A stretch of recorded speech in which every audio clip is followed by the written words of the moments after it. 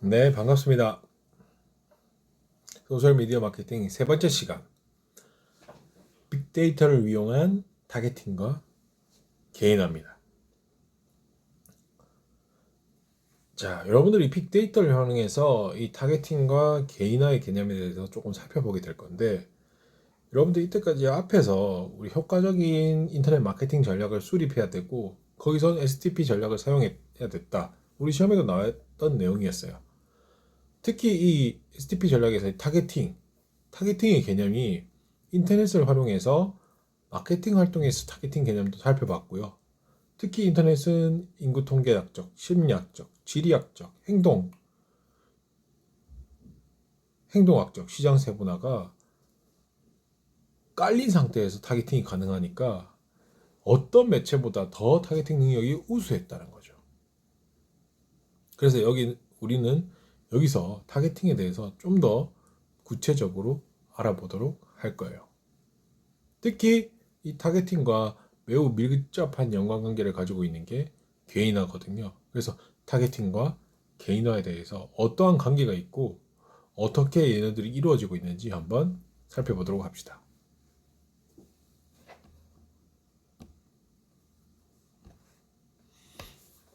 자, 인터넷 광고에서 이 타겟팅은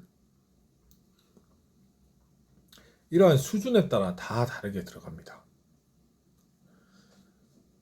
이 타겟팅의 연속선상에서 보고 이 타겟팅 수준이 어떻게 가는지 한번 같이 보도록 하는 건데, 여기서 오른쪽으로 갈수록 타겟팅이 잘 이루어진 형태라 보시면 되고, 왼쪽으로 갈수록 좀 더 타겟팅이 없는 무작위 형태라고 보시면 됩니다. 가장 왼쪽에 이 랜덤의 플레이스먼트가 무작위 형태예요. 무작위 형태. 그래서 무작위로 광고를 배치하는 거예요. 타겟팅 없이 무작위로. 그래서 이거는 타겟팅이라 볼 수 없죠. 그 다음부터가 비로소 인터넷 타겟팅이라 보는데, 이 가장 초기 단계는 컨텐츠와 맥락에 의한 타겟팅. 두 번째는 유징 쿠키를 파일 사용해서 타겟팅. 세 번째가 등록 정보, 레지스트레이션, 등록된 정보를 통해서 타겟팅. 인구 통계학 정보만 사용하는 거 아니고요. 그 프로파일 데이터까지 다 사용한다는 뜻입니다. 네 번째가 데이터베이스 마이닝에 의한 타겟팅. 다섯 번째가 제일 오른쪽에 있는 게 그 behavior이라고 해서 실제 구매 행동에 근거한 행동 타겟팅입니다. 그게 가장 높은 수준의 타겟팅이라는 거죠. 그래서 각 단계별 타겟팅이 어떻게 되는지 한번 같이 이야기해 보도록 합시다. 첫 번째 타겟팅 단계는 그 랜덤을 제외하고, 첫 번째는 이 컨텐츠 내용과 맥락을 활용하는 거죠. 그래서 가장 인터넷 광고 타겟팅에서 기초적인 방식이고, 콘텐츠 내용에 따라, 맥락에 따라 제품 광고 배치하는 거예요. 그래서 여러분들 TV 프로그램 보시면 그 TV 프로그램에 관련된 내용들을 전후에 노출시키는 거죠. 인터넷도 마찬가지입니다. 그래서 뭐 다나와 사이트에 노트북 광고하고, 여성 전문 사이트 뭐 지그재그에 쇼핑 광고하듯이, 여자 옷 쇼핑 광고하듯이, 화장품 광고하듯이 이렇게 맥락을 활용해서 타겟팅하는 거죠. 그래서 컨텐츠 앤 컨텍스트, 컨텐츠와 컨테스트, 내용과 맥락을 기반으로 두고 하는 겁니다.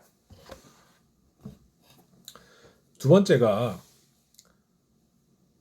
인터넷 광고의 타겟팅은 쿠키를 이용하는 거죠.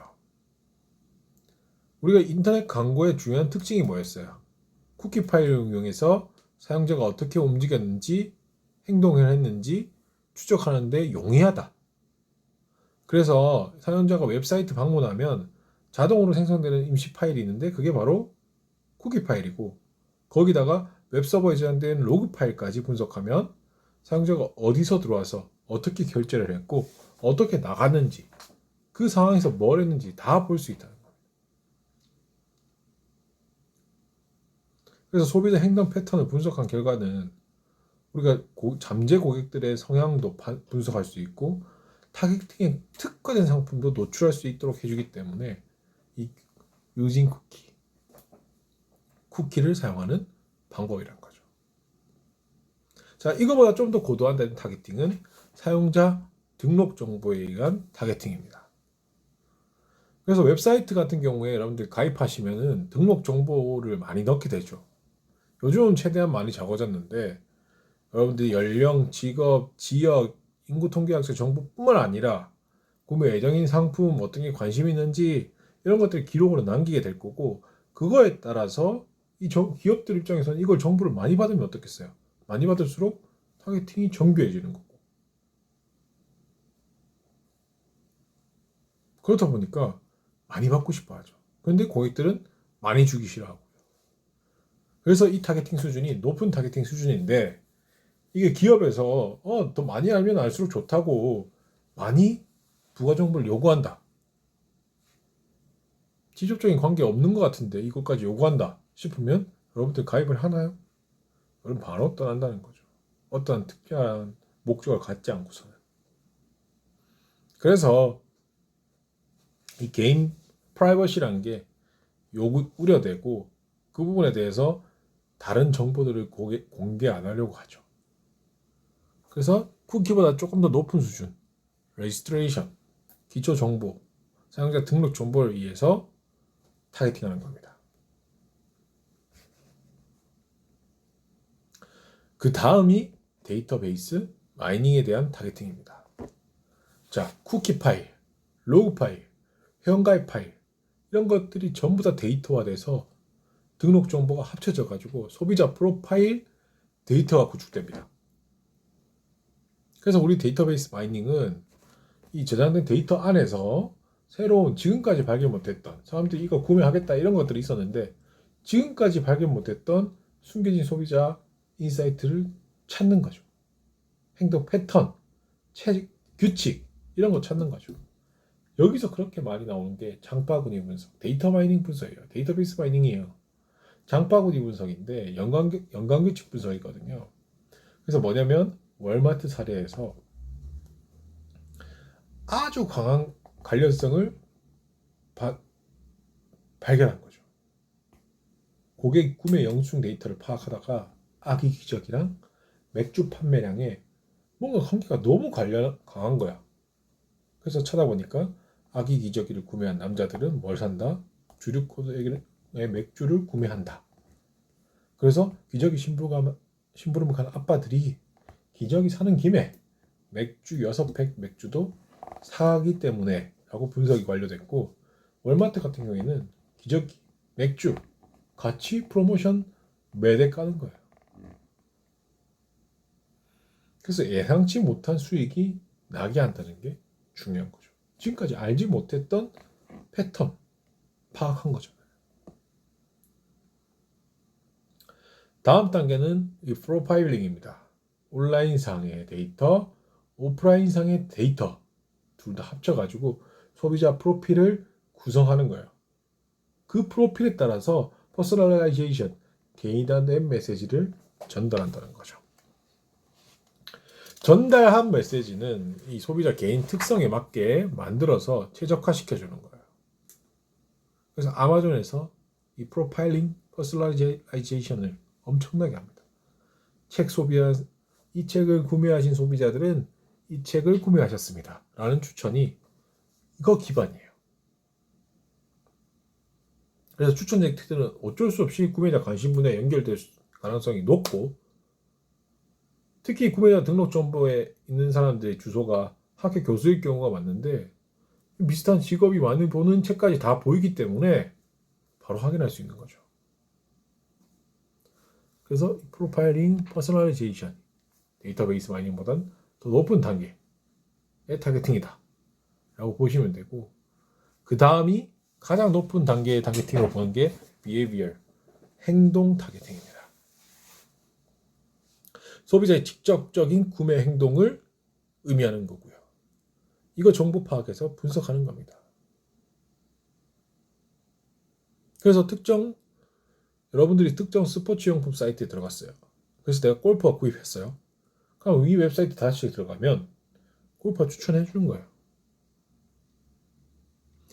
그리고 골프화를 사는 사람은 골프공, 골프장갑, 골프채 관심이 높을 거잖아요.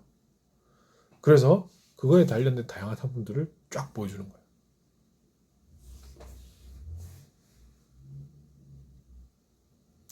그리고 여러분들 장바구니 있죠. 장바구니 담은 거 많이 담고 다 사지는 않고 빼기도 하시잖아요. 담았다가 빼기도 하고 장바구니 30개씩 돼 있는 것도 봤거든요, 저는. 그래서 동일 제품 가격이 비싼지 아닌지도 확인하고 한단 말이에요. 그 장바구니 있는 데이터를 확인하면 우리는 다음 만약에 어떤 장바구니 있다가 다음에 들어왔을 때는 쿠폰을 걸어 놓는 거예요. 그러면 구매할 가능성이 훨씬 높아지겠죠. 그래서 이 소비자 구매와 관련된 행동을 바탕으로 한 타겟팅이라고 해서 소비자 구매 행동 타겟팅이라고 합니다. 그래서 가장 높은 타겟팅 수준이에요. 이렇게 소비자 구매 행동 기반의 타겟팅에서 랜덤부터 이렇게 타겟팅의 수준이 나뉜다는 거 여러분들이 아시면 좋고요. 요즘은 이 빅데이터 기반으로 해서 이 리타겟팅 기법이 매우 널리 쓰고 있어요. 제가 상품 파는데도 이 리타겟팅 비용을 한 40, 50% 잡을 정도로 많이 잡고 있습니다. 그래서 리타겟팅이라는 게 다시 타겟팅한다는 거예요. 그래서 여러분들이 온라인 사용자들이 들어가는 사이트, 쿠키값, 로그값, 등록 정보 이런 거 해가지고 지속적으로 웹사이트에 노출되는 게 리타겟팅 광고예요. 자, 뭐 여러 가지 리타겟팅 판매 상품들 제가 들고 온 건데 이 사람은 리복에 대한 클릭을 한 적이 있는 거예요. 들어가 본 적이 있거나 아니면 이 업체에 반스 이런 업체에 들어가 본 적이 있는 거야. 그러면 이 들어간 적이 있는 사람한테 이걸 지속적으로 보여주는 거야. 계속. 어떻게 했어요? 좀 더 구매 의사가 있었기 때문에 광고에 관심을 가지고 주목할 확률이 높다는 거죠.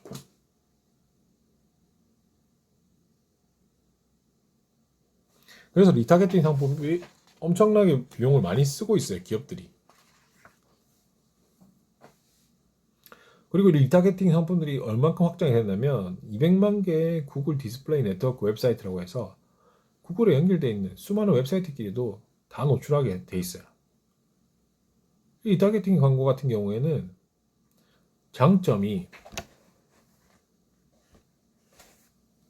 구매 전환율을 높인다는 거예요. 구매 전환율이 바로 나니까 기업들은 너도 나도 하고 싶은 거예요. 리타겟팅 광고 타고 바로 들어왔다는 게 바로 보이거든. 바로 샀다는 게. 그래서 욕구 다시 자극시켜가지고 최종 구매까지 이렇게 하는 겁니다. 소비자들은 대부분 바로 상품을 사지 않아요. 여러 번 정보 검색하고 비교하고 그래야지 한단 말이죠. 단 한 번 방문해가지고 바로 산 건 매우 드문 거예요. 그래서 소비자 관심 가질 수 있도록 계속적으로 상품을 지속적으로 웹사이트에 노출시켜주는 거고 이걸 통해서 우리는 이 맞춤 설정된 리타겟팅 목록을 찾을 수 있어요. 그래서 장바구니에 넣었는데 이 사람이 사지 않았던 목록을 쫙 만들 수 있고 그거에 따라서 광고를 할 수 있는 거죠. 그래서 대규모 사용자한테도 도달이 가능해요. 200만 개가 연결되어 있기 때문에 여러분들 들어가는 사이트 웬만하면 다 보인다고 생각하시면 됩니다. 리타겟팅 광고 걸면. 근데 단점도 있죠. 계속 보이거든요. 성가심이 높아지는 거예요. 그래서 성가심이 높아지면 짜증나는 거고 그 짜증이 부정적인 인식으로 연결되는 거예요. 거기다가 내 정보를 어떻게 알고 이렇게 광고를 하지? 개인정보 유출하나? 얘네들이 이렇게 생각할 수도 있다는 거죠. 그래서 리타겟팅은 요즘 많이 사용하는 개념의 타겟팅이니까 여러분들이 조금 알아두시면 좋고 그거와 함께 이 크로스 디바이스라고 해서 여러분들이 요즘은 이제 크로스 디바이스에 대한 상품까지 만들어 보려고 하는 추세예요. 왜냐하면 여러분들이 멀티 플랫폼을 워낙 많이 이용하시거든요. 잘 보세요. 여러분들 TV 보시면서 핸드폰 하지 않아요? 여러분 태블릿 틀어놓고 핸드폰 하지 않아요? 이게 크로스 미디어예요. 크로스 디바이스예요. 이게 멀티 플랫폼을 사용하고 있는 거예요. 국내 소비자 절반이 멀티 플랫폼이 2개 이상 이용한대요. 그럼 마케터로서 크로스 디바이스를 어떻게 활용해야 될까? 어떤 타겟팅 할 때 어떻게 활용해야 될까? 라는 것도 생각해 봐야 된다는 거죠. 그리고 이 타겟팅과 연관된 개인화입니다. 자, 타겟팅 같은 경우에는 우리가 메시지 수용자에 최적화해요. 메시지를 받는 사람들에게 제대로 맞춰준다는 겁니다. 그래서 광고를 필요로 하는 타겟 집단에 정확하게 전달해 주는 거죠. 그래서 마케팅의 한 방법이 개인화인데, 이 개인화는 상품이나 서비스의 차별화된 형태라고 보시면 되고, 특히 이제 이 사람 개인에 맞춘다라고 생각하시면 되는데, 특히 이게 대중화된 표준 상품들이 있을 거고, 또 서비스에 특화된 상품도 있을 거예요. 그걸 고유한 경험으로 바꿔주는 거라고 보면 돼요. 표준 상품을 고유하게 너만의 것으로, 그 표준 서비스를 너만의 서비스로. 그래서 이 매스 마케팅 시대에서는 이 소비자는 동일한 사람이기 때문에 이 차별화의 개념이 없었어요. 개인화의 개념이 없었다는 거죠. 그런데 이 디퍼런티테이티드 해가지고 이 차별화의 개념이 브랜드 매니지먼트 시대에 들어오면서 개념이 등장했다는 거죠. 서로 기업들은 서로 비슷한 제품의 기능을 팔죠. 기능의 제품을 팔죠. 그럼 브랜드를 차별화시켜야 되죠. 그런 마케팅 전략들이 나오겠다는 거죠. 거기다가 발전돼서 커스터마이즈드 개인에게 맞춤 서비스를 제공하는 겁니다. 그래서 개인에게 완전 맞춤화 서비스를 통해서 결국 기업이 원하는 건 뭐예요? 지속적으로 관계를 유지하는 겁니다. 그래서 이렇게 매스 마케팅에서 디퍼런티테이드, 커스터마이즈드 릴레이션십으로 가게 되면서 이 개인화가 높아지면 높아질수록 어떻게 된다? 소비자랑 상호작용성은 늘어난다는 거죠. 그래서 기업이 소비자한테 제공하는 개인화 서비스의 수준이 높으면 높을수록 기업과 고객 간의 상호작용은 커지는 거고, 개인화된 서비스를 통해서 고객들은 관객의 지속이 꾸준히 유지된다는 게 이 개인화의 가장 중요한 이야기인 거죠.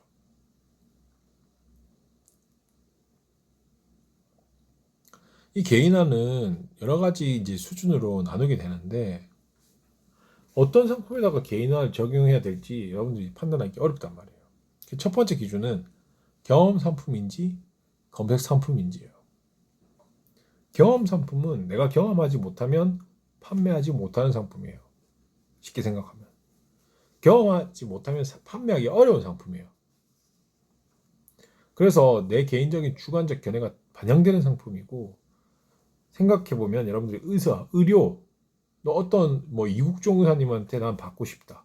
그게 왜 그래요? 여러분들 받아봤어요? 아니죠. 그 사람들이 의료하는 행위들 보고 한 거잖아요. 저는 법무법인 김현장에서 변호사 서비스 받고 싶다. 대표적인 경험 상품이에요. 왜 김현장에서 받고 싶은데? 승률이 높고 그 사람들이 성소하는 걸 봤기 때문에 라는 거죠. 두 번째는 검색 상품인가요? 개인화는 어느 정도 해야 되는지, 경험 상품인지 검색 상품인지. 자, 검색 상품이 제품인 경우에는 어떤 거냐면 여러분들이 그냥 이 제품이나 서비스가 지닌 혜택 속성을 알기 쉬운 거예요. 그래서 검색만 해도 알 수 있는 거지. 머그컵, 노트북, 컴퓨터 기준 속성이 있기 때문에 비교하면 바로 알 수 있다는 거죠. 그래서 경험 상품과 검색 상품을 봤을 때 어떤 걸 더 개인화해야 될까라는 거죠. 한번 생각해 보세요. 어떤 걸 더 개인화해야 될까?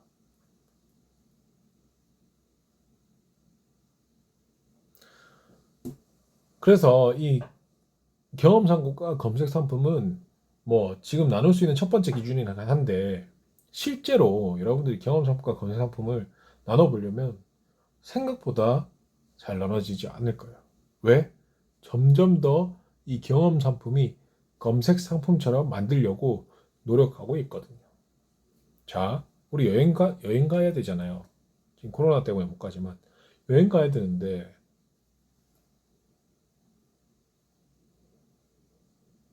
검색 상품일까 여행은 경험 상품일까? 원래는 경험 상품인데 요즘은 어디로 갔어요? 검색 상품으로 더 다가가고 있죠. 여러분들 유튜브라든지 3D 시뮬레이션이라든지 리뷰라든지 이런 걸 통해서, 검색을 통해서 여러분들이 이 여행 상품을 경험하지 않고도 구매하게 할 수 있잖아요.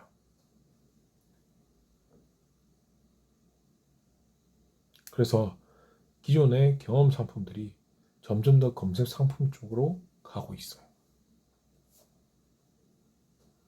그래서 우리는 어떻게 개인화 대상이 가장 높은 상품을 가장 유용한가라고 하는 그 기준을 찾을 수 있는 게 이 개인화 필요 상품 판단 기준입니다.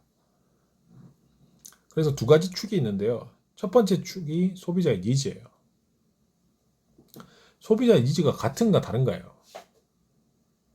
또 다른 축은 이 타겟하는 소비자가 가치를 가지고 있는데, 마케터 입장에서 이 타겟하는 소비자의 가치가 비슷한지 차이가 있는지예요.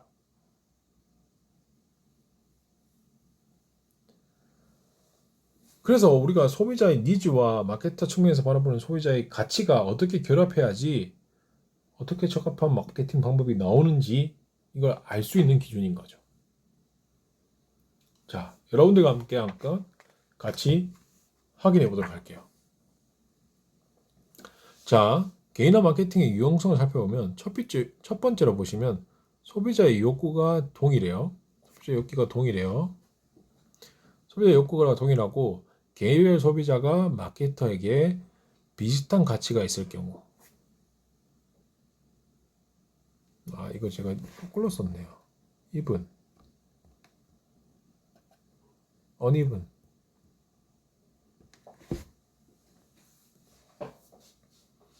비슷한 가치가 있을 경우에는 매스 마케팅이에요. even 비슷한 거. 그런데 이게 뭐 어떤 거겠어요? 자, 소비자의 니즈는 동일해요. 타깃 소비자가 보는, 마케터에서가 보는 타깃 소비자의 가치도 동일해요. 어떤 거냐? 전기, 물, 세제. 어때요? 개인화할 필요 있어요? 아직까지는 없죠. 대부분 아직까지는 없어요. 전기, 물 같은 거. 지금 세제도 예전에 개인화로 많이 갔긴 했어요. 두 번째가 이 핵심 그룹 관리기 적용되는 집단입니다. 핵심 그룹 관리되는 집단. 소비자의 니즈 욕구는 동일해요. 소비자 니즈 욕구는 동일한데 소비자가 같이 창출하는 크기, 타겟 소비자의 같이 창출하는 크기는 다른 거예요. 비슷한 게 차이가 있다는 거예요. 이분이 동일. 소비자 가치는 차이가 나는 거예요. 어떤 거겠어요? 여러분들 백화점에 가면 VIP 마케팅 생각하면 쉬워요. 소비자 니즈는 그걸 가지고 하는 니즈는 동일해요. 그런데 가치는 다른 거죠. 소비자의 가치. 이럴 때는 개인화 마케팅이 필요할까요? 아닐까요? 대중 마케팅과는 달리 개인화 마케팅이 필수라는 거죠. 그래서 키그룹 매니지먼트, 키그룹을 매니지먼트 하라는 거예요. 자, 세 번째 내용 가볼게요. 소비자 욕구는 다양해요. 소비자 욕구는 다양해요. 그런데 소비자의 가치는 서로 비슷한 거예요.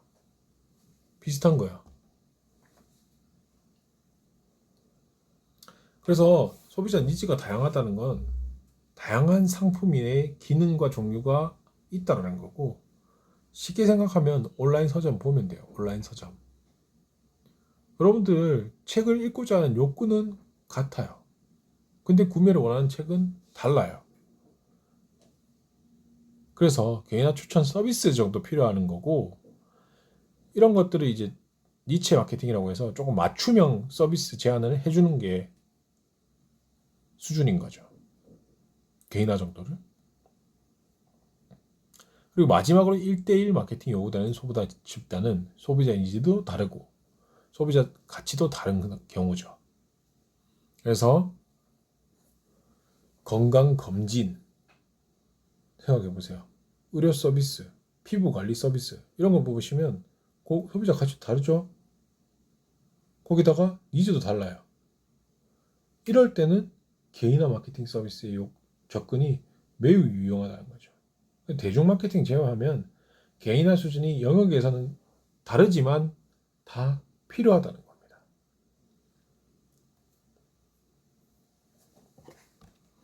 그래서 이 개인화의 유형을 나누는 게 대중 맞춤하냐 선택 도우미냐예요.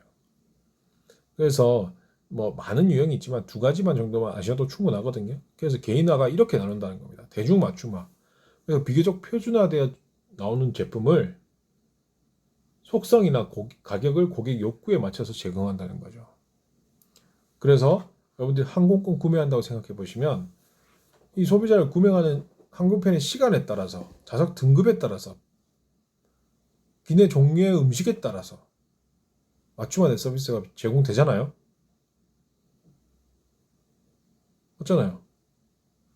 상품 속성, 가격 이런 것들을 욕구에 맞춰서 제공하고 있는 거죠. 이런 것들을 대중 맞춤화한다는 거예요.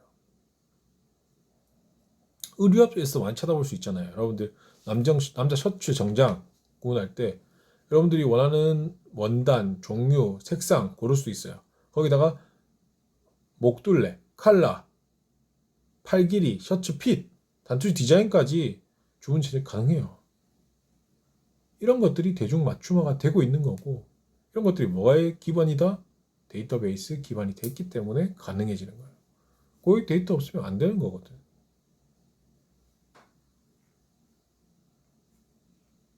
예전에는 90, 100, 105 이렇게 나눴지만 요즘 여러분들이 옷 사러 가보시면 103, 107 이런 것도 나와요 사실. 최대한 대중 맞춤화를 하려고. 그래서 이런 모델을 대중 맞춤화 모델을 또 형태로 따라 나누긴 하는데 뭐 적응형, 사용자 쉽게 수정이 가능하냐, 그리고 미용형, 그래서 외관의 아름다움을 중시하냐, 투명형, 그래서 외관 그대로 두고 내부적 기능만 바꾸냐, 협력형, 그래서 소비자 협력을 통해서 맞춤화된 제품을 제공하냐 이렇게 낮춰가서 수준이 좀 바뀐다는 거죠. 두 번째 개인화 유형은 선택 도움이에요. 소비자 선택폭이 매우 넓을 때 많이 사용합니다. 소비자 선택 넓을 때 이 도우미가 쏙 들어가는 겁니다. 이 도우미 들어가면 어때요? 여러분들 와인 마트 가서 와인 사려면 도우미 오시잖아요. 와인 너무 종류 많거든. 근데 내가 어떤 종류를 먹어야 될지 잘 모르잖아요. 그러니까 이 도우미가 쏙 오면 구매 선택 폭을 좁혀주는 이점이 있어요. 확실히. 그런데 어때요? 상대적으로 탑셀러 위주로 추천이 되기 때문에 언더셀러라든지 뭐 미드셀러들은 영향을 받지 못할 수도 있는 거죠. 그래서 판매가 감소될 수도 있어요. 상대적으로. 그래서 이런 것들은 이 개인화하는 유행에 따라 이렇게 바뀌는 거고, 특히 이 선택 도우미는 소비자의 니즈가 어떤 수준인지, 제품의 속성이 단순한지 얼마나, 아니면 얼마나 복잡한지, 거꾸로 말하면 그거에 따라 이 모양이 좀 나눠요. 선택 도우미 시스템은 이렇게 모양이 나는데 규칙 기반형 시스템은 소비자의 니즈랑 구매 대상의 제품 속성이 동일한 상태에서 선택을 도움을 주는 상황이고, 그리고 케이스는 여러분들이 그 케이스가 그냥 케이스 이런 것들을 말하는 게 아니라 컴퓨터 어시스턴트 셀프 익스플리케이션을 말하는 건데 이 소비자의 니즈가 보다 다양한 경우에 사람이 인구 통계학적으로 나누거나 상품 속성에 따라서 중요도를 나누거나 수용도에 따라 어느 정도에 따라서 나누거나 소비자 정도를 좀 더 추천의 정확성을 높여주는 거고 컴퓨터 베이스드라고 생각하시면 됩니다. 그래서 여러분들이 뭐 온라인 자동차 중고 거래할 때 이 국내 중고차 거래 사이트의 경우에는 딜러들이 매매를 거래하는 경우가 되게 많은데 미국 같은 경우에 웹사이트거든요. 웹사이트 들어가면은 소비자끼리 중고 거래하는 게 매우 활성화돼 있어요. 그래서 어떻게 하냐면 자신이 희망하는 자동차 브랜드, 차종, 연식, 색상 선택하고 내가 거주하고 있는 위치 넣으면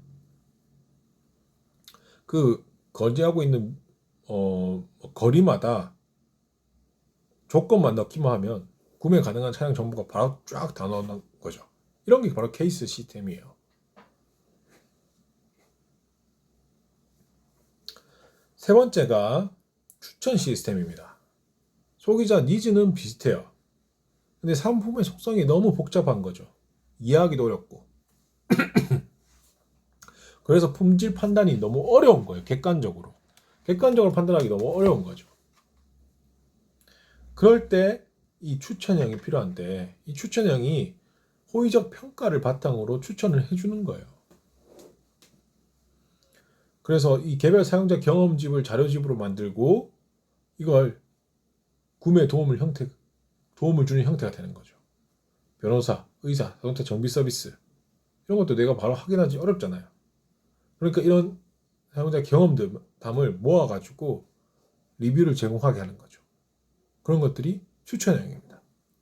그리고 마지막으로 살펴볼 선택 도우미 시스템은 협업 필터링이에요. 그래서 여러 가지 추천 항목 중에 가장 적합한 항목을 선택하는 기술. 그게 필터링인데 이 필터링을 도와주는 거예요. 여러분들 이 협업 필터링의 가장 대표적인 사례가 여러분들이 가장 많이 알고 있어요. 넷플릭스입니다. 넷플릭스에 들어가 보시면 여러분들 영화 추천 여러분들 실제 구매한 거 보면 엄청나게 정확도가 높아요. 내가 캐리비안 해적 시리즈 좋아한다고 칩시다. 그럼 캐리비안 해적 시리즈를 봤어요. 그래서 이 추천 시스템은 그냥 이 캐리비안 해적을 봤다는 게 아니라 기타 정보 여러 가지 정보를 보는 거예요. 그래서 유추하는 거죠. 사실 캐리비안 해적을 보는 이유는 조니 뎁을 좋아했을 수도 있고 영화 음악이 좋아했을 수도 있고 배우의 뭐 화려한 의상이 마음에 들었을 수도 있는데 이런 것들의 선택 이유를 다른 것들과 계속 비교하면서 알아내가지고 사용자 추천 필터링에 반영하는 거죠. 그래서 여러분들 넷플릭스에 여러분들 추천이 다 다르게 뜨는 거예요. 근데 이 협업 필터링은 단점이 있어요. 콜드 스타트예요. 콜드 스타터. 콜드 스타트가 뭐냐면 여러분들 넷플릭스 제일 첫 화면 들어갔을 때 기억하시는지 모르겠지만 추천이 그냥 없어요. 근데 있지만 여러분들이 관심 없는 추천이 대부분일 거예요. 한 3개월만 이용하면 여러분들 넷플릭스에서 빠져나올 수 없을 정도로 거의 계속 보고 있을 정도가 되잖아요. 그래서 기존에 자료가 없다는 거죠. 시작하기 어렵다는 거.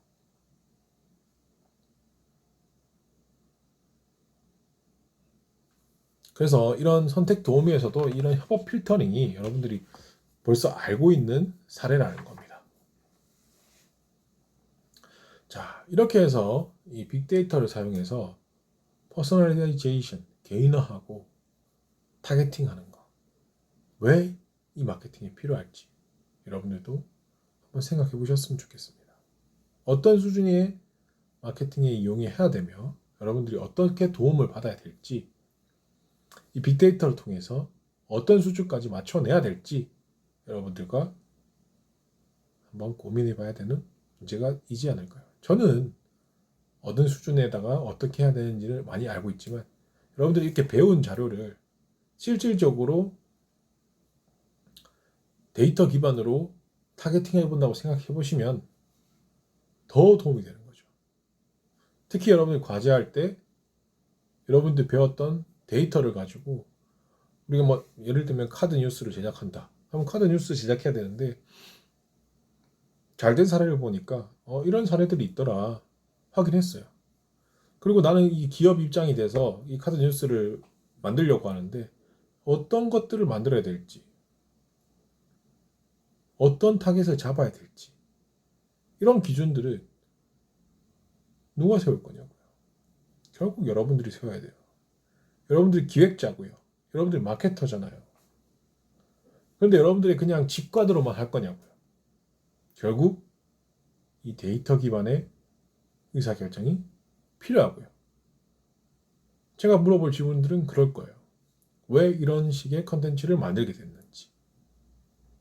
그럴 때 여러분들은 데이터 기반으로 진행해야겠다. 어떤 데이터 기반으로 어떤 판단을 했고 이러한 컨텐츠를 만들게 되었다. 라고 하면 100% 높은 확률로 정답으로 가는 길이겠죠. 자, 오늘 이렇게 해서 세 번째 시간까지 고생 많으셨고요. 과제랑 뭐 이야기들은 다른 공개 사항들은 다시 공지로 드리기로 하고 오늘은 여기까지 하도록 하겠습니다. 고생 많으셨습니다.